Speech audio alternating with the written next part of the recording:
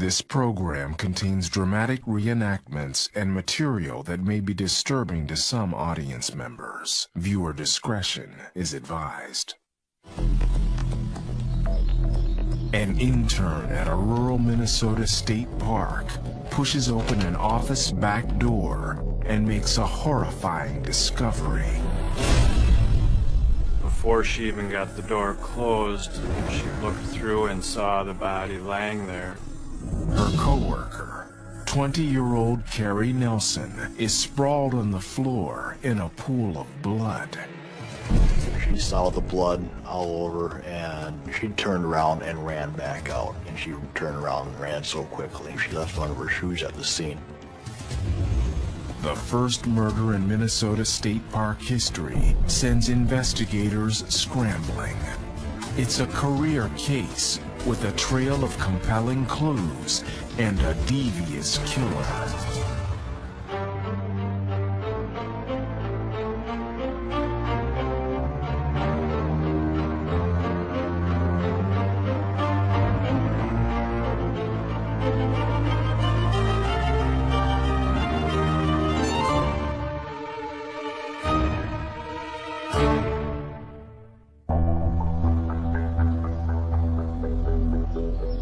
Investigators from the Sheriff's Office and the Minnesota Bureau of Criminal Apprehension arrive to process the crime scene. The crime scene is the Blue Mound State Park. It is the entrance building where you buy your sticker to be able to get into the park.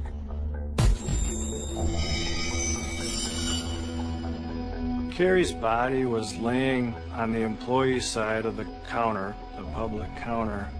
Her body was laying on her back with one hand over her chest and another above her head, and a large pool of blood around her head area.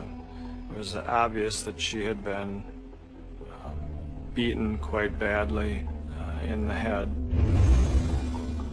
A tear in Carrie's uniform shirt suggests she fought with her attacker. The office also shows clear signs of a struggle. The fax phone had been knocked over. There were some papers on the floor that had been moved that should have been up on top of the counter. The chair that the employees would use when they were sitting at the counter had some broken pieces of the arm on the floor and actually on top of Carrie's body. On the floor near Carrie's body are a man's broken watch and a pack of Doral cigarettes. We really felt that the watch got ripped off the arm of the perpetrator, and the watch belonged to the person that committed this crime. Her one hand just sort of eerily seemed to be pointing right towards this watch and a pack of cigarettes laying above her head. After examining the body, Dr. Susan Rowe determines the cause of death to be multiple blunt force injuries to the head. She had multiple tears and scrapes located predominantly over the right side of her face, but she also had some on the left side of her face. And those looked like she was struck with a fairly hefty object. The autopsy also reveals that Carrie had been strangled or choked prior to her death. She was wearing a necklace that had imprinted an injury to her neck. Based on the location of Carrie's body and the nature of her injuries, the medical examiner believes she may have surprised her killer.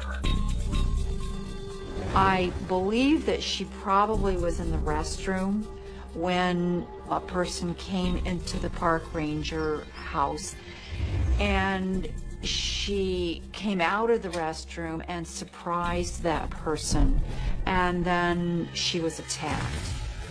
she was actually subdued and then taken from one room to an area where cash was kept. And then it was after that that he used an object to crush, basically to crush her skull and create the underlying brain injury. Forensic investigators combed the park office for clues. There was a cash box that was collected from a back room, and there was blood evidence inside that cash box as well. And Carrie Nelson's name tag was in the back by the cash boxes. A number of surfaces needed to be processed for fingerprints. In particular, there were counter surfaces, there were cash registers, there was a safe, walls, doors, there was a payphone outside. Basically, any surface within the surrounding area of the office building needed to be fingerprinted. We had over 100 fingerprints that needed to be identified to individuals. The fingerprints, the blood evidence, the watch, and the cigarettes are all sent to the lab for analysis. Detectives also ask park employees if they notice anything missing. There was a decorative 10-pound stone, and it had been engraved with a buffalo that sat on the counter by the cash register. They pointed that immediately that stone, that rock, was missing. It was our belief that that had probably been the weapon that had been used to harm her, which was right there. Also missing are 2 bank cash bags containing approximately $2,000.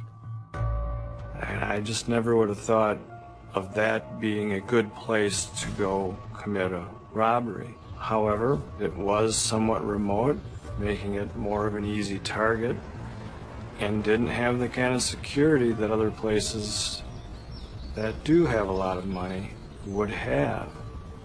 We also knew from our investigation that that safe could be seen from the public area of the countertop, so that anyone coming in there would or could, if they're looking, see that there is a safe back there. With all signs pointing to a robbery, detectives wonder, why was Carrie killed?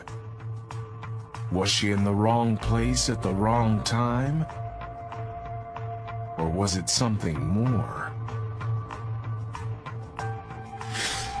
We weren't just sure if it was a burglary that had gone wrong or if it was something to do with Carrie's background or for some reason that we had not discovered yet.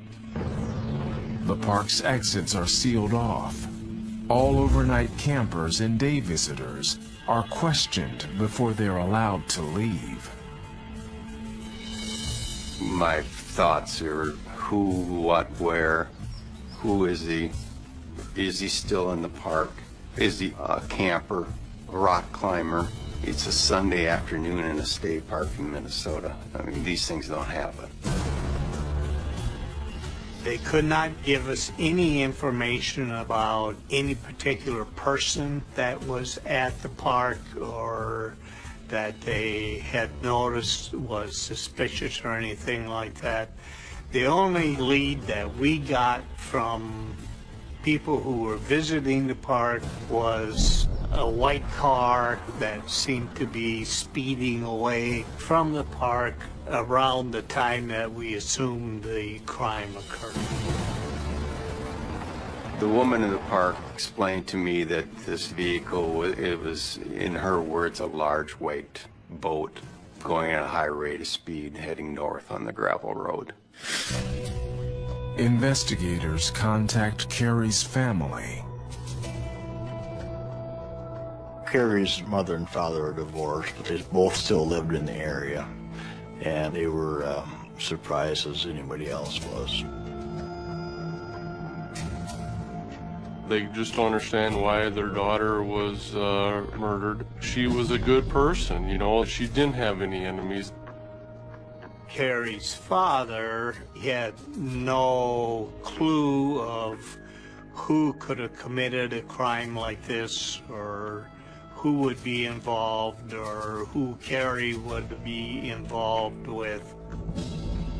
You think that something must be wrong, that you got the story wrong, because how could this happen to your family? And after a while, you know, the information starts coming in and you hear a little bit more about what happened, and it sets in that this is true. But just like anybody who gets tragic news, it's pretty shocking and you can't believe what's happened. Carrie's father tells investigators that she had recently become engaged. Carrie's father just couldn't believe that Carrie's fiance would have anything. He basically insisted that he would not be involved. Carrie's fiance was at her funeral that day, and when we contacted him, he just had no idea who would be responsible for this. The people that knew Carrie, knew her fiance, had nothing bad to say about her fiance. They really got along well. They were looking forward to their marriage. They were looking forward to their life together. Her fiance did not smoke or out cigarettes. He was cleared with family and people that had seen him in a town 40 miles away during the time that this was occurring, and they actually had receipts where he had purchased something and phone calls that he was making where she wasn't returning. We were able to check all of that, and it corroborated his story. Detectives work to develop a timeline.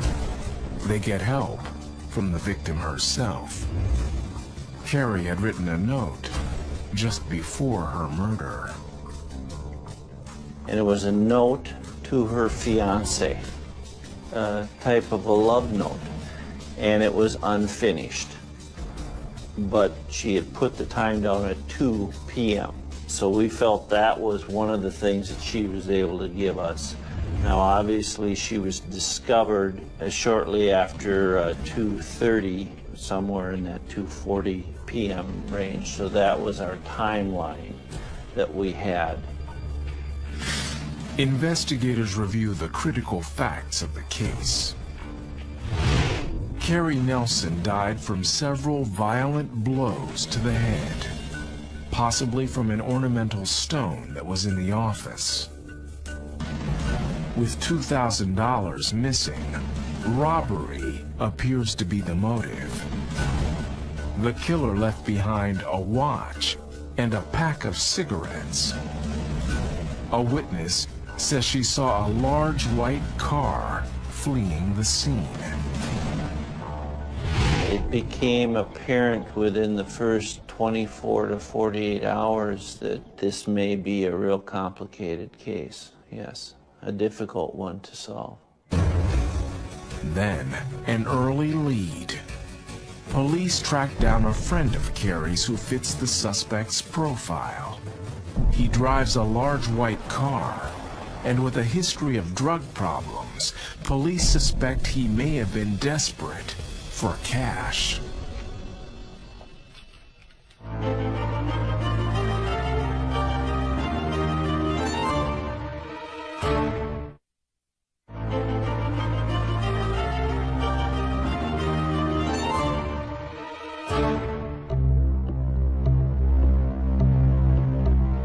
When 20-year-old Carrie Nelson is found murdered in the office of the Blue Mounds State Park, the nearby community of Laverne, Minnesota, is stunned. Last time we had what we believed to be possibly a homicide was approximately 25, 30 years ago. We don't have that type of crime happening here in Rock County. Shocking is almost cliche. I think some of the major media talked about the fact that this town was shaken to the core, and it was in the sense that we don't have murders here. Just doesn't happen here, and that it happened to this family in the park and under those circumstances. One of the park workers that knew Carrie well, she refused to go there alone to work. She feared for her life every day she went to work. Carrie was working her second summer at Blue Mounds. Carrie was a sweet girl who had a great summer job. You know, she was always fun to talk to when you'd come in and always had a smile on her face.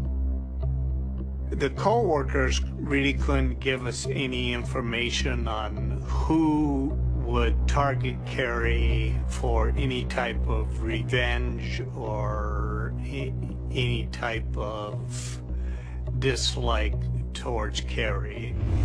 It became very apparent by interviewing most of the state park employees that, especially the ones that worked with her, they were just devastated by what occurred. Also devastated are Carrie's friends and family. You're trying to process this whole situation at first, and your mind just doesn't go there. Carrie was a beautiful young girl. She was 20 years old. She had a lot of friends. She was very popular. She was at that age where she was starting to plan for her future. Carrie's friends would say the same thing, that Carrie was just a wonderful person and could not understand why anyone would kill Carrie.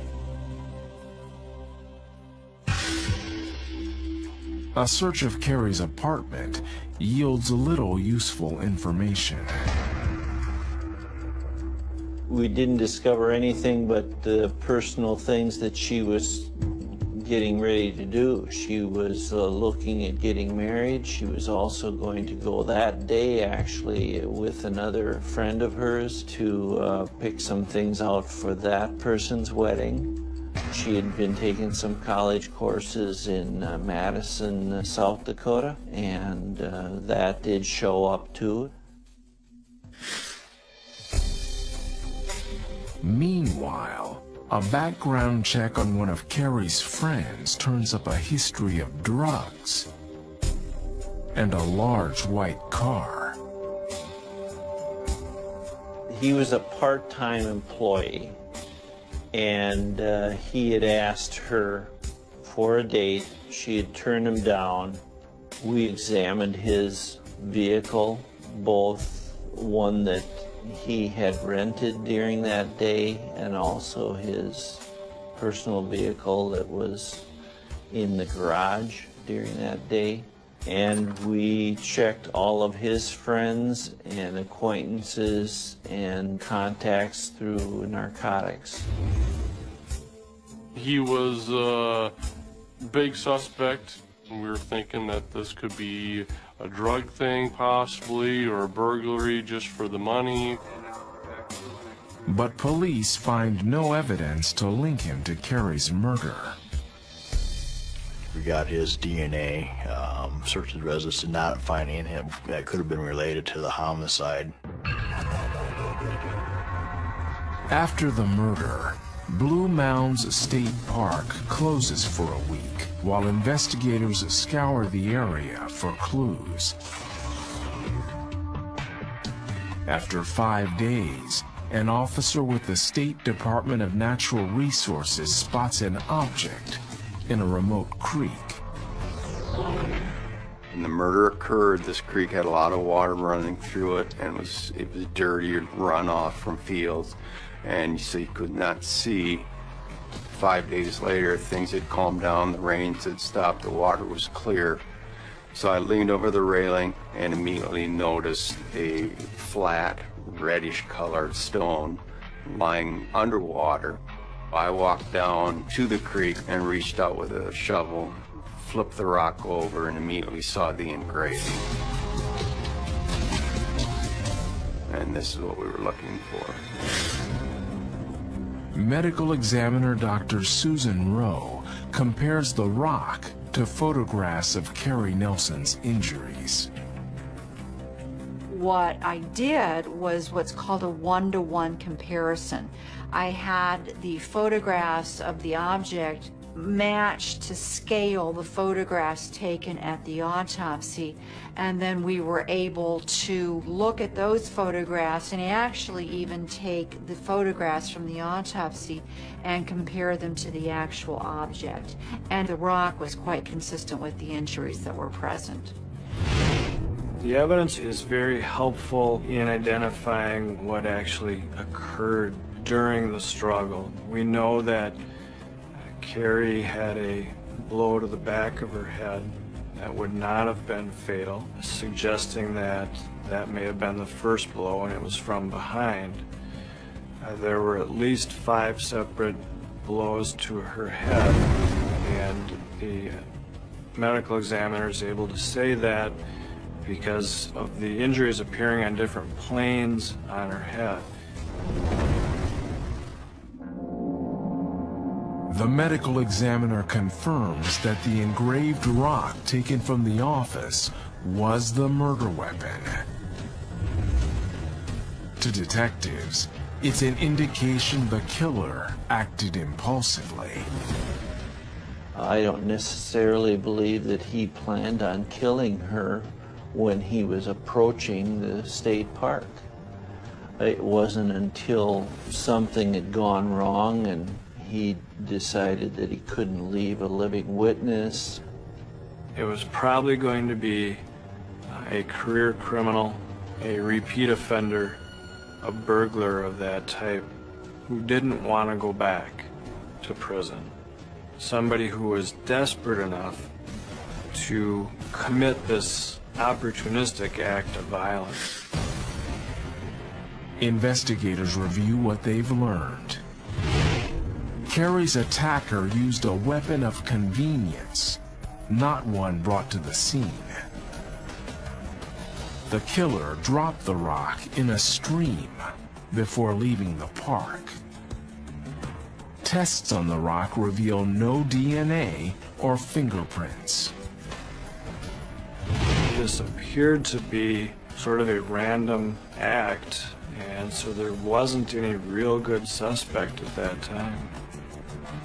Frustrating was the word. You walk into our office every day and we had a picture of Carrie, and you see that every day. You're constantly looking at that and wanting to try to solve this case.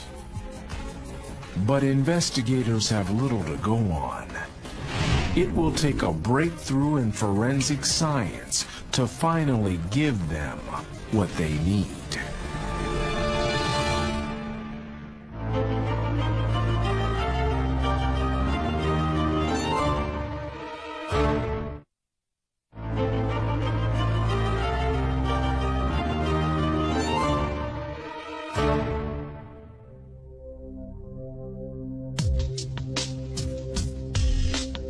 In the weeks following Carrie Nelson's murder, Minnesota state investigators sort through dozens of fingerprints found at the crime scene. Obviously, in a public location, you're going to have a lot of fingerprints that you may not be able to identify, but the process began of trying to identify all of those fingerprints.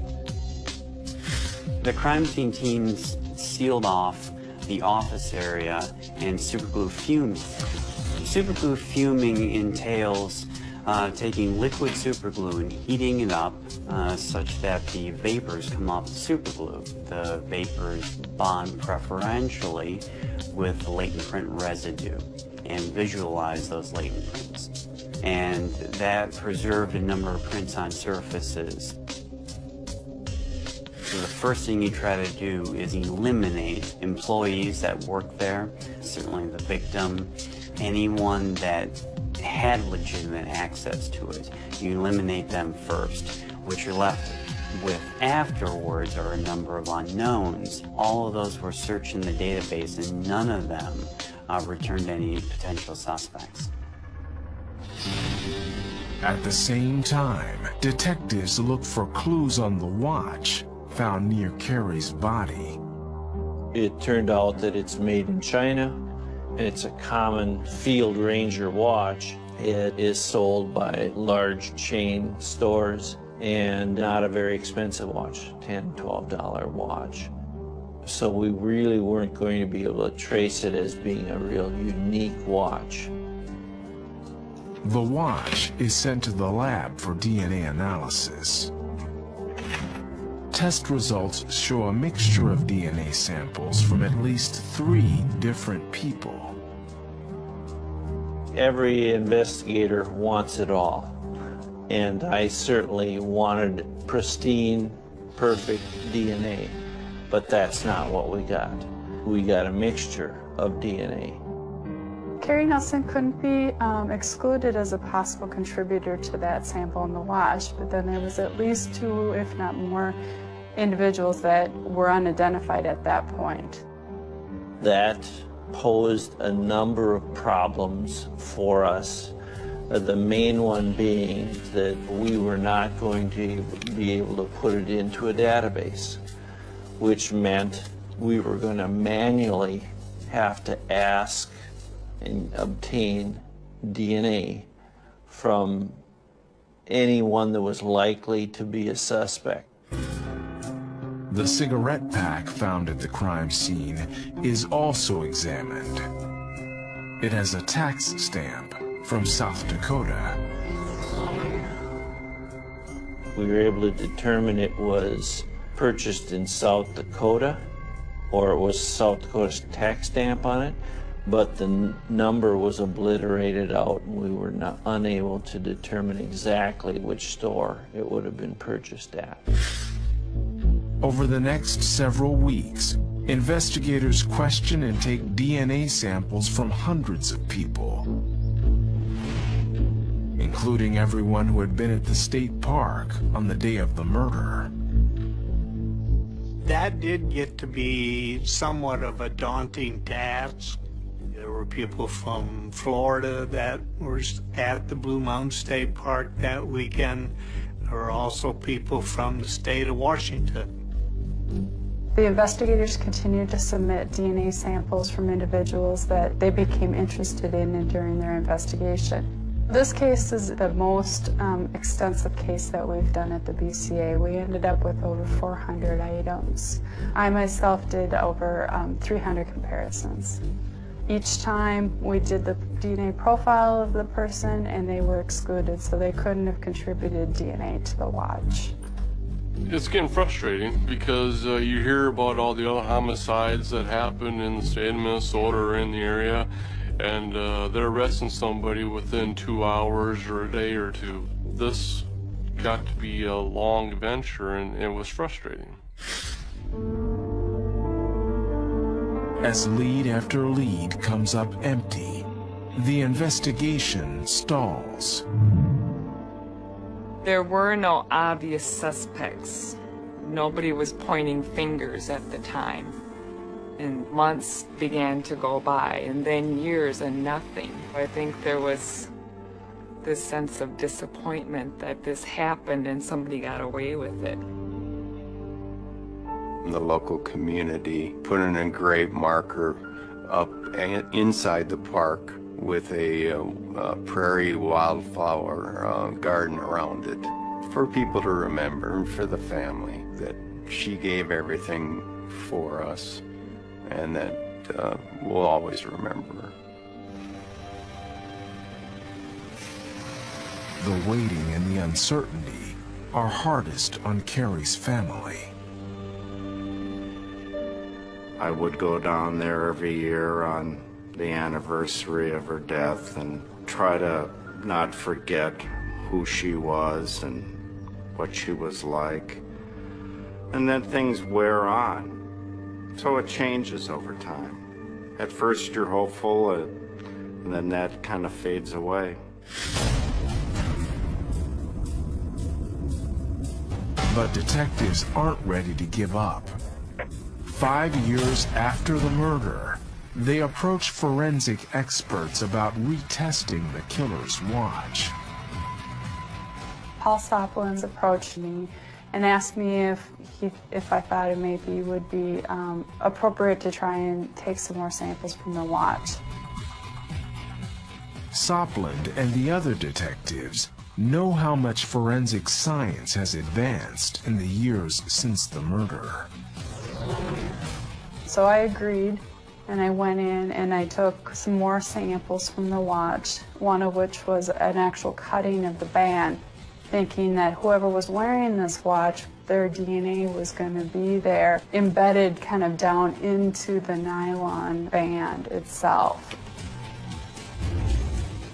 The original DNA test only showed a mixed sample from 3 unidentifiable people.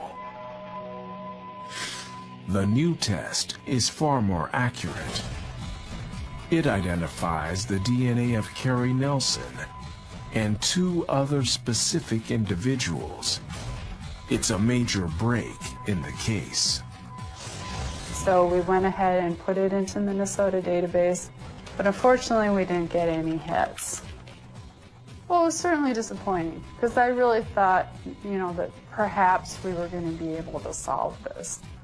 I was disappointed is what I would say, but not completely frustrated. I just said, okay, is there any other way that we can do this? And Chris did say yes. We can write or request individual states to run it through their databases. The lab sends DNA samples to the states bordering Minnesota. 2.5 weeks later, word comes back from South Dakota. They have a match. One of the samples belongs to a man named Randy Swaney. I was stunned. We were all pretty much overwhelmed. And that was probably the most emotional I had gotten at a case, about a case. Oh, I was very excited. I know exactly the time and the minute that I got that call. It was, 1:30 in the afternoon on the 2nd of April. I'm almost getting tears to my eyes right now because of thinking about how much excitement there was, because we knew at that point 99.99% DNA was correct. But one DNA profile from the watch remains unidentified. I had been pretty familiar with the profile, and I noticed that it looked to be a mixture of a male and a female. And so I actually then contacted the South Dakota lab and said, I think there's a female's DNA. And so my colleague in South Dakota found 2 individuals that were either related to or married to Randy Swaney, and those samples hadn't been tested yet. So she went ahead and tested the samples. Tests reveal that the unidentified DNA profile recovered from the watch belongs to Randy Swaney's wife. But even with the DNA matches, detectives know the case is far from solved. That only was the beginning. We were now going to have to start circling to see just what Randy Swaney was about.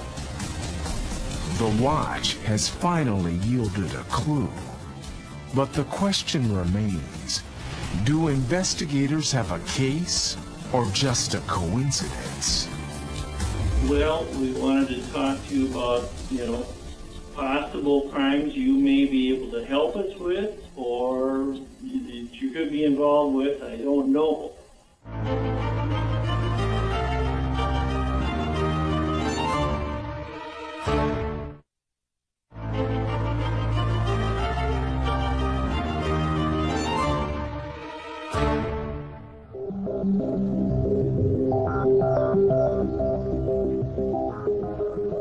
5 years after the murder of Carrie Nelson, new and more sophisticated DNA tests have linked the watch found at the crime scene to Randy Sweeney and his wife. I remember it very clearly, and I thought, all right, this is the call we've been waiting for. This is our match.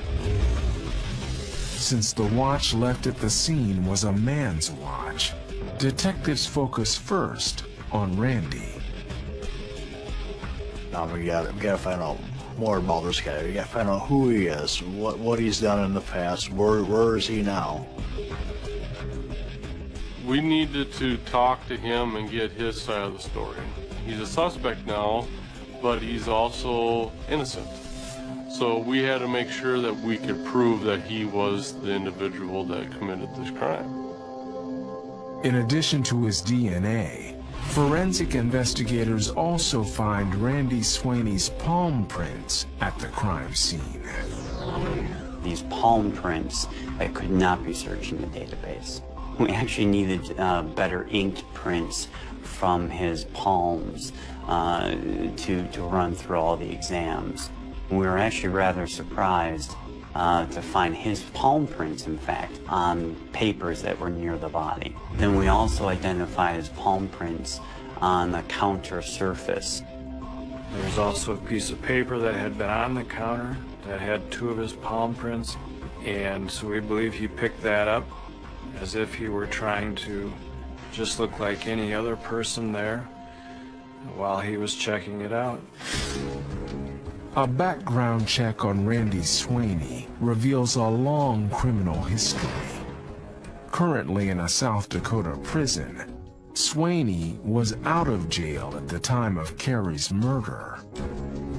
Randy Sweeney was a known burglar from the Sioux Falls, Minnehaha County, South Dakota area. He was also known to be involved in gambling, where he may have had some financial problems where he would need to do burglaries to help resolve these financial problems. He was just a common criminal as far as I'm concerned. He was an individual that would go out and case a place before he would go burglarize a place. He would make sure that when he burglarized the place or robbed the place, that it would be worth his time. He was what you would call a caser. He'd also done some carpet laying in the past in Laverne, and it's possible that he may have been to the state park prior to this, or had learned of it anyway, and was now looking for another place to burglarize. As detectives build their case against Sweeney, they realize the clock is ticking. He's due to be released from prison in a month. We clearly knew we had a deadline we had to make. And so we kind of dropped everything else and took over making this a top priority. Because we did not want to see him get out and then we lose him. Randy's wife is called in for an interview. 2 investigators sat down with Randy Sweeney's wife and took a rather lengthy statement from her. She was cooperative. She did not act surprised that her husband was a suspect in something. Well, she's assumed because of his past that was another burglary that we wanted to talk to him about. Now we were talking to her ahead of time. Randy's wife is shown a photo of the watch found at the crime scene. She looked at the watch and goes, "That's Randy's watch." Without realizing it, she implicates her husband in a murder. She also indicated that on occasion she had worn it because she has to take blood pressure, and so she would use his watch occasionally, which explained why her DNA would be on it. Detectives confront Randy's wife with the truth. The watch was found at the scene of a murder. She immediately broke down and started crying. Because like I said, now she knew the severity of what we were dealing with. She was obviously very frightened about the fact that her DNA was found on the watch as well. Randy's wife quickly decides to cooperate. Though she doesn't recall the day of the murder, she admits having owned a large cream-colored car. She also says Randy smoked the same brand of cigarettes that were found at the crime scene. She also indicated that Randy at that time period in their life smoked whatever was cheapest. And she specifically mentioned Doral Light 100s as being a brand of cigarette that she and Randy would smoke. The investigators are now certain Randy Swaney is the killer. None of our other leads ever came like this. She was saying, that's his watch. And he smoked Doral's. We just needed one piece, and now we're starting to get all these pieces. It was hard not to express yourself to the community and to your family because we knew that we had to keep this quiet. But in reality, we knew that this was something huge for us. For investigators, it's time to visit Randy Swaney in jail. I'm Paul Southland. I'm an agent with the State Crime Bureau, Minnesota. And Randy, we investigate crimes all over Minnesota type of thing. And we wanted to talk to you a little bit about some things here that had come up. Well, I don't know. I mean, what? I don't understand. I guess first of all, I'd like to know what's going on. As soon as he hears who we are, I see, although it doesn't really show on camera, but I see what I think is a noticeable change in his demeanor, of being a little bit more stiff or tense. Well, we wanted to talk to you about, possible crimes you may be able to help us with, or that you could be involved with. I don't know, that type of thing. So that's what we wanted to talk to you about. But, you having those rights in mind, you got to decide now. You can stop answering at any time, and that's what I told you. So. Right. Yeah, and at this point, I guess I would like to have a lawyer because I don't understand what's going on here. Because he wouldn't talk to us, I decided I was not going to tell him why I was there. All right. Because we are finished. We would like to talk to you. I mean, this is something that, can put you in or put you out. Put away, I don't understand. Well, I don't know if we tell them it's in regards to a case in Rock County, Minnesota. Rock County? Yeah. A few years.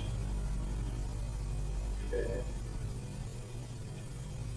But you lawyered up, so, if you don't want to talk to us, if you change your mind, then you call us.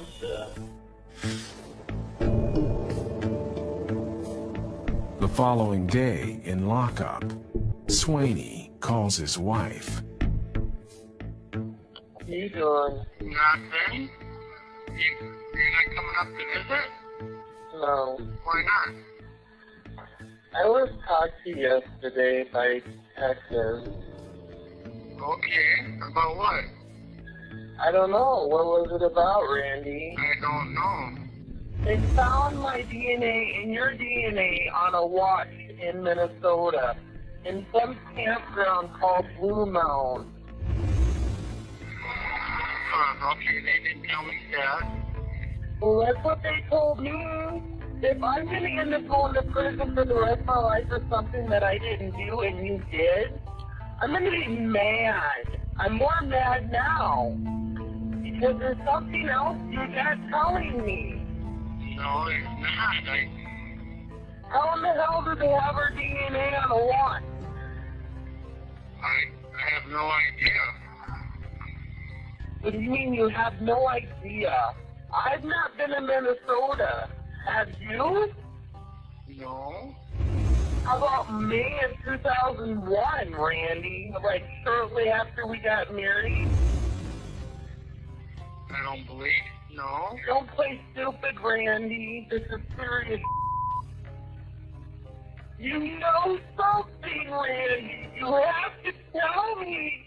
I'm going to go to prison for something I don't know nothing about. You can tell by the tone of her voice and the things she says to her husband that she is very upset about this, and she really takes him to task.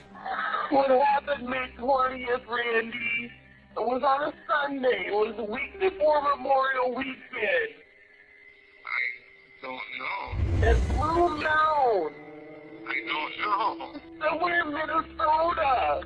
I've never been there. Somebody has our DNA on the watch. He just tries to assure her that he's never been to this park, that he didn't do it, and that he may have just lost his watch is his eventual explanation, that it may have come off while he was working somewhere. Angry at Randy, she also wants to prove her innocence. Randy Sweeney's wife was actually at work that day, and all day, so she had a solid alibi. And so basically we were able to eliminate her even though her DNA was on the watch. After her interview, Randy's wife gives detectives several photographs. In one of them, Randy's wearing a watch identical to the one found at the crime scene. In another photo, there's a pack of Doral cigarettes. There's an old saying, of course, that a picture is worth 1,000 words. Those pictures were worth many more than that. The pictures were even good enough to show that the clasp of the watch was in the 4th hole. And if you look at the watch at the crime scene, it's in the 4th hole as well.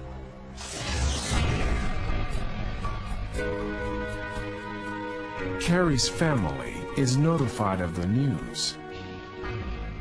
It appeared that they had their man at that point. That was a relief that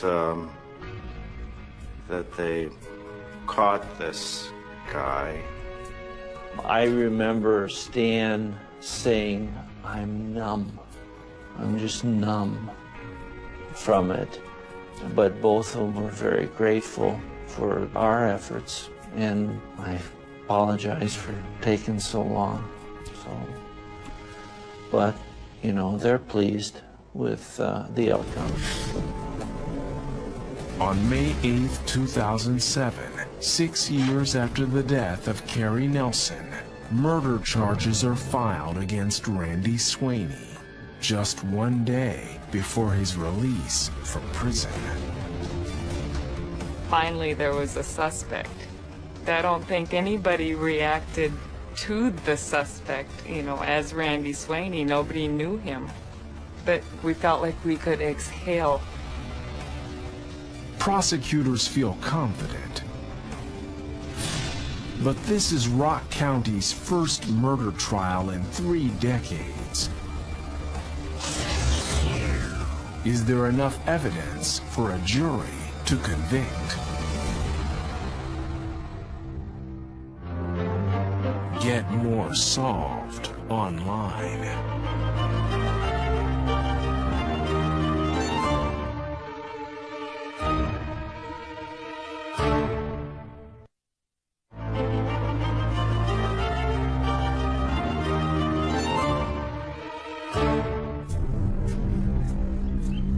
On July 30th, 2008, Randy Sweeney walks into a crowded courtroom to stand trial for Carrie Nelson's murder. The trial had a great deal of notoriety in the community. Laverne is a fairly small town. The murder was certainly out of the ordinary for a town like that. For Carrie's family, it's a painful moment. You relive all the horror of those first few days, and you get a sick feeling in your stomach just reliving it all. And the thought of having to look at this guy who did it is very unpleasant. In talking to Carrie Nelson's mother, I believe what she told me was she was glad that there was going to be closure, but it was very painful to have to live this again. The prosecution's case relies on the physical evidence that links Sweeney to the crime scene. The strongest pieces of evidence was really the forensic evidence, the DNA on the watch, the fingerprints, because those put Mr. Sweeney there and really kind of gave such stark contrast to his own statements that he had never been there. The defense argues that Sweeney wasn't even there. The defense tried to deal with the DNA on the watch, of course, by suggesting that he had in fact lost his watch at some point in time, and that somebody else was wearing that watch and committed the murder. Sweeney remains emotionless as prosecutors explain what they believe happened on the day of the murder.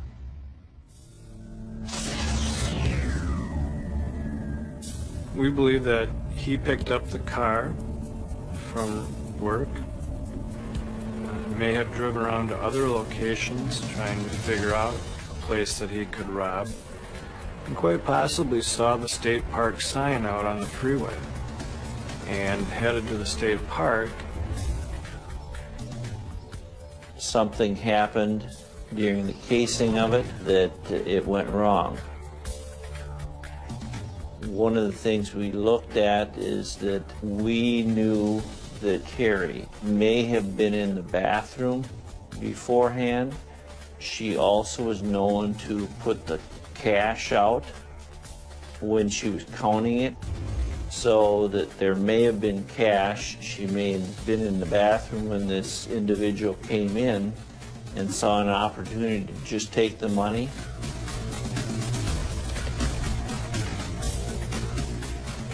We believe he then entered back into the employee's side, where he encountered Carrie Nelson and immediately grabbed her, and then dragged her back to where the safe was and made her get money out of the safe. And when Carrie tried to resist, it just probably caused him to become more violent than what you would consider a burglar to be. Prosecutors say that Carrie tore off Sweeney's watch during the struggle. They say the cigarettes must have fallen out of his pocket. We believe he then dragged her to the front where the cash registers were, and that's when he grabbed the rock and hit her from behind, knocking her down. We believe that after killing her, he realized he had to get out of there.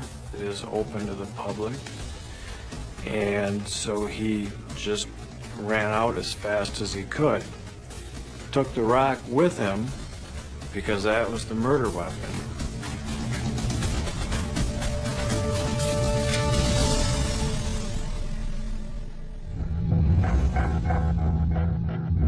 After a trial lasting just 2 weeks, Randy Sweeney is found guilty of first-degree murder. The next day, he is sentenced to life in prison without the possibility of parole. When the verdict was read, Mr. Sweeney showed absolutely no emotion. He sat still and without any expression on his face. And in fact, the next morning, when the judge sentenced him to life without parole, Mr. Sweeney denied that he was guilty of it. That I did not kill Carrie Christine Nelson. And that was the only reaction or expression that he gave.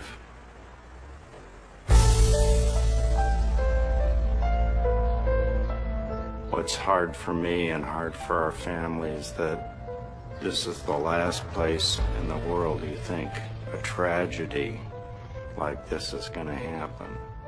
We all miss Carrie. She was a beautiful young woman with her future ahead of her. I spend a lot of time up in the park, and it's just a beautiful place to be. And I still am sad that such a horrible, dirty thing happened there in that beautiful place on Earth. For investigators, the longest case of their careers had finally come to an end. There's so many cases now that are being solved by DNA. That is extraordinary in our day and age. However, I also know that it doesn't replace the gumshoeing that police have to do, and you still have to do the work. This case really stands out in my mind because of the amount of work that went into it, because of the issues involved in the case, because of the very human aspect of this case. Carrie Nelson was truly an innocent person just doing her job when her life was brutally taken from her. You think, well, homicides can't happen in Rock County, but now you have to take it seriously. It's always in the back of your head as to what somebody you're talking to today might be capable of doing tomorrow, and it just changed my view of law enforcement completely and how I approach my job every day.